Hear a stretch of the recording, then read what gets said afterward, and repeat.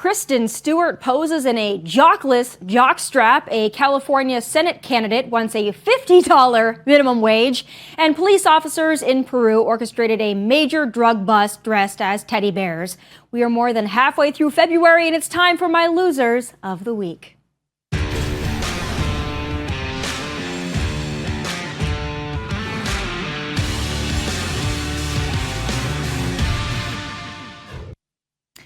So there was once a time in America where simply being gay made you special and different, but not anymore. This is now the U.S. of gay, and being homosexual is as vanilla as McDonald's soft serve. And it turns out some in the Rainbow Mafia are pretty annoyed by that. So much so that they have to go out of their way to out-gay the gayness and make a spectacle. People like Kristen Stewart, for example.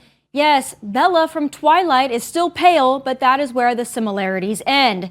She came out as gay back in 2017, and she is really worried you've forgotten. So here she is on the cover of Rolling Stone magazine, posing with her hand down her jockless strap. This was no accident, obviously, because she told the outlet that it was her goal to, quote, to do the gayest effing thing you've ever seen in your life. But wait, there's more vulgarity where that came from. She went on to say, quote, if I could grow a little mustache, if I could grow an effing happy trail and unbutton my pants, I would. Stewart added, quote, guys, I'm sorry, but their effing pubes are shoved in my face constantly, and I'm like, bring it in. She also explained how being queer has not derailed her career. Well, no duh, Kristen, no duh. I'm not sure there are any straight people left in Hollywood anymore, to be honest. But speaking of California, there's about to be no businesses left in that state either, at least if Senate candidate Barbara Lee gets her way. You're calling for a $50 an hour federal minimum wage. That's 7 times the current national minimum wage of $7.25 an hour.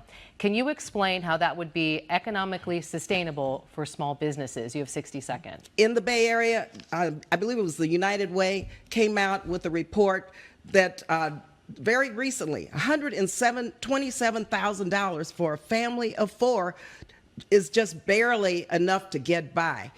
Another survey very recently, $104,000 for a family of 1, barely enough to get by. Low income because of the affordability crisis. And so just do the math. Yeah, Democrats really do not get the way money works. They honestly think just passing out more money will solve the problem because they are entirely unaware that's actually what causes inflation in the first freaking place. It's also likely why they are so gung-ho to send your money to Ukraine. Why not, right? We can just print more. Think things are rough now? Well, wait until Governor Gavin Newsom is in the White House for 4 years. The reckoning is coming, and it's not going to be pretty. But since we are on the theme of actions and consequences, allow me to turn you to the feel-good video of the week. Authorities in Peru had a very festive way of cornering their suspects in this epic drug bust. Take a look.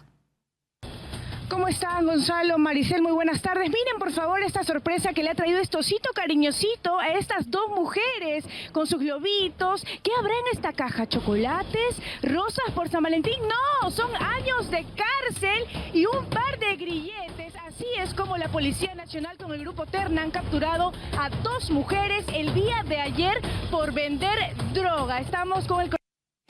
Law and order. I love to see it. But teddy bears had quite a promo this week. If you're a kid at heart, or a parent, you've probably visited the popular Build-A-Bear workshop to create your very own customized teddy bear. Well, hang on to your stuffing because the brand has decided to go sexy. Just in time for Valentine's Day, the store has released a collection of sexy and suggestive after-dark teddy bears. Options include a monkey dressed as a male stripper and a teddy bear wearing a Playboy-inspired robe. There's also an entire gift set titled, You Turn Me On. The company says the After Dark collection is for those 18 and up and isn't targeted at kids. Well, maybe not yet, but just wait until Pride Month rolls around. Yippee, I can't wait. Those are my losers of the week. But moving on now to some other, perhaps more important news. The impending mysterious national security threat House Intel Chairman Mike Turner enlightened us to yesterday. The threat he is referring to apparently has something to do with Russian nuclear capability in space, which could threaten international satellites. And while that is certainly a threat and certainly a concern, the biggest space I'm worried about is the space between sections of the border wall wherein millions of illegals have passed on through. Here now to assess all the threats from the border to Russia to even Hippos, we'll get to that one later, is Fox News national correspondent Griff Jenkins. Griff, I'm jealous of you because you get to do all the fun things. So how and where the heck are you today? What's up, Tommy? I'm in Escobar, California. It's like, say, 60 miles east of San Diego. And the reason why I came here is because this is ground zero for Chinese migrants. You and I have been on the Big Weekend show and other shows talking, outnumbered, talking about, the border crisis. And while the flow is not the 3,000 we saw in places like Eagle Pass in Texas, because Texas Governor Greg Abbott's really shut that part of the border down and Mexico's helping, the flow moved west. But the flow out here has so many Chinese that it really has, behind closed doors, off camera, the border officials deeply concerned, perhaps more so than they've ever been, about national security. Tommy, we're going to put on the air today. I just shot in the last hour or so. I got a hold of word there was a group of migrants. I went down there.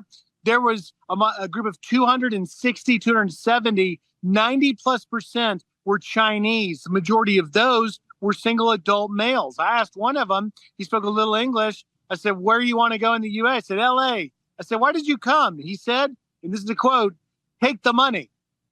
I said, take the money? You want a job? He's like, yes, job. And it's really telling, that this 20-something single male is coming for economic reasons from wherever in China. But the worst case scenario is that he has ties to the Chinese Communist Party or another sort of threat to us. And so we're trying to put a spotlight on what's happening out here in San Diego. The San Diego sector is ground zero right now. They have 150, 200 Chinese migrants every single day. They've had the 20,000 Chinese migrants that have come across the entire southwest border this fiscal year since October began. 90% of those are here in this sector, and they're trying to get it under control. So, Griff, I've been to that sector in California. I actually used to live in both San Diego and LA. And a lot of that area of the border does have the fencing, even in some cases, double fencing. So where these Chinese are coming through, are they slipping through somewhere? Are they being welcomed in? How are they getting in such high numbers? Yeah, that's such a great point, Tommy. And I'm glad because you actually have been here and you understand it. It's a very different terrain than Texas where it's flat and it's a river. It's harder to manage because we're standing right now at an elevation of 4,000 and the mountains are everywhere that meet the areas where they can put the fence. But where border barrier, in this case, where you're looking at this shot where we were doing our live shots yesterday and today, I've been to that actual gap. That's where the border barrier meets the rugged terrain of Escobar, California in the mountains. And so there is no way to seal off that tiny little gap. And the cartels find these little gaps, particularly in between the mountains, and they exploit it. And they're exploiting it to extreme degrees when they now know that all they got to do is get these migrants to walk through and they're going to get processed and ultimately mostly released. What's interesting to me is you've been to the border many more times than me and for many more years than me, but I remember going to the border during the Trump administration, and when we were able to get footage of illegals coming through, they were sneaking, they were wearing camouflage head to toe, even in 100-degree temperatures. They were wearing carpet booties so they didn't leave footprints. They were really trying to go undetected, but all the footage we've seen from you, from Bill Malusian, from our Fox cameras, pretty much looks like a lot of these people just wearing your everyday clothes, kind of just walking through. They don't seem to be too scared of talking to you or being on camera. Do you get the sense that they're kind of unashamed of what they're doing and this is pretty typical behavior for them? You're very observant. And by the way, this is a true story. I'm not making this back during the Trump years. And I was following those caravans. I was at the border just as much. Obviously, it was far less of a crisis than it is now. But I remember being in one place, I believe it was actually Texas. I don't think it was California. Maybe it was Arizona, actually. And I showed up and I'm thinking, hey, I'm Griff Jenkins. I'm the border guy. They're going to give me everything I need and immediately show me all the good stuff. The first words out of the little station chief said, why didn't you send Tommy? I was like, hey, look, I'm not nearly as good looking or as pleasant, but just show me the darn migrants. I digress. Well, your point you're bringing up is so important because The ones in camouflage and the ones we go out with text DPS and capture, in some cases, I've filmed them tackling them, DPS officers tackling the runners in the camouflage. They want to be gotaways. They want to evade. And they want to do that because more than likely they've got a criminal record or nefarious intent to be in the U.S. The ones that are giving themselves up, as you know, they're called to give ups. In this case, we're seeing them in the group of Chinese I just shot less than an hour ago. They look like they are perfectly clean, not a spot of dirt on them. And the reason why, Tommy, is because they paid all the way back at the starting point in China, some cartel, which has now become basically a travel agency of the highest order, to fly straight into Tijuana. Then they're given their instructions of the vehicle they get into. Most likely they flew in on a long flight, spent a night at a hotel or an Airbnb that's run by the cartels. Then they were driven straight to the break in the wall, in this case here in Jacumba, and walked right through. And so it's very, very different, but you can see it how just lucrative of a business this is for the Chinese, because the cartels have gone from taking Central Americans and people from South America that just wanted to pay to make the rugged trek through Mexico and get across.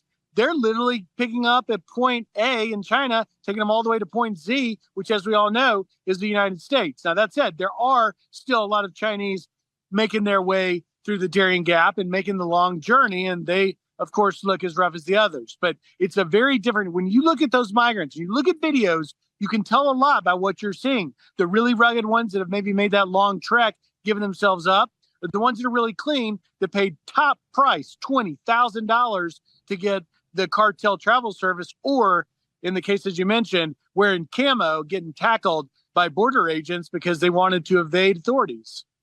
Griff, I think that's part of it that's so frustrating for me when certain people, mostly on the left, try to say that a lot of these people are coming over here because they have nothing. They are refugees. They are asylum seekers. And then you hear that they're paying 5, 10, 15, 20,000, maybe even more to the cartels and criminal organizations, and then coming into our country and being taken care of. I'm sorry, that really bothers me, because these people maybe saved up for a very long time, but they're paying somebody. And for those that are not paying somebody, what have you heard, Griff, about those that are coming over and then they now owe a debt to cartels or criminal organizations, and they're plopped somewhere in the U.S. and they got to work off their debt? Have any of the folks you've talked to, have they told you about that at all? Absolutely. And not only that, when I was down in McAllen, Texas, in the RGV a few months ago, back at the end of 2023, we had gone and captured, I was in a high speed, we put it on Fox, you may have seen it, a high speed chase with smugglers, and they crashed into an embankment. Everybody got out and ran, and we captured them. And I talked to one guy, and he was from Guatemala, and he said, tell me your story. He said, okay. He said, I paid $2,000 to get across, to get smuggled to the border in Mission, Texas, to get across. And when I crossed at 4 a.m, the smuggler took a cell phone picture, and he sent that to the cartel boss, and that I'm now to pay the other $2,000. So the total price is $4,000, $2,000 on the front, $2,000 on the back. And the reason why they can collect is you have to give them your family member in the U.S. you're coming to see. I said, so how's that going to work? He said, well, you caught me, so I'm going to get deported and sent back because I'm from Guatemala, which is Northern Triangle. U.S. has repatriation agreements. He'll likely actually get deported, he believed, and that's likely the case. That tracks with what we're actually doing. The people that actually are getting sent back are the ones that have been come traditionally from Central America. And he said, but they've got the cell phone of my sister, so they're going to call her, send the photo, and say, he's here, you pay now. So my sister's going to pay, but I'm never going to make it. Wow. What a business. Next thing I want to ask you about is Border Patrol. So back when I was able to go down to the border, I was actually with Border Patrol all the times that I went, except for the last time when I went under the Biden administration, the early days of the Biden administration. Border Patrol really wasn't able to talk to me. They weren't able to engage with me on the record, on camera. I know you've been down there many times. Is Border Patrol able to show you the sights and the sounds, or do you think things have changed from the Trump administration when Border Patrol was much more willing to talk to media, willing and able to talk to media? Yeah, boy, that has been a big part of me, Malusian, and others that, kind of regularly do rotations to the border. And, the administration, it was a very different change from the Trump administration, let those guys talk, men and women talk, and we're very transparent about it. This administration literally tried to hide it, tried to shut it down, and they won't let any of these agents talk. It's very rare that you get to talk to a chief or you can't talk to any of the agents when they're processing the migrants. And they actually, yesterday I was filming and they said, don't talk to the migrants. They're in our custody. And it's very strict rules. And it's frustrating because I've argued with the Border Patrol's bosses at DHS to run the media, the Office of Public Affairs, and said, listen, I understand there's certain things you're worried about, certain things, but just, give us someone to talk about the successes. You put out a tweet saying you caught 10 gang members this week. That's a success for you. Let me talk to that sector chief. Tell me how you did it. Tell me about the challenges you got. Tell me about the resources you need. It helps get your message out.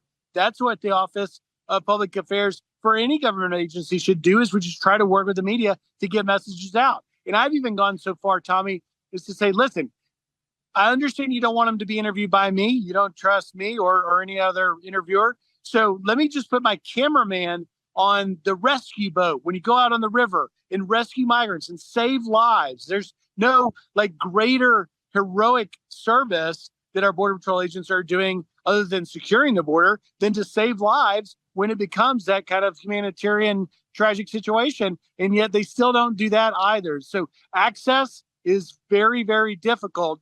And the only way I've been able to do it and shoot these migrants today is every now and then, the agents will want to sort of help that this is what's happening, want the American people to see what's happening. So I get a tip, maybe it's in this area, and I try and find it myself. The longer I'm in one area, I learn where the cartels have chosen to move bodies. And a lot of times it's a game of sitting and waiting, and you hope it pays off.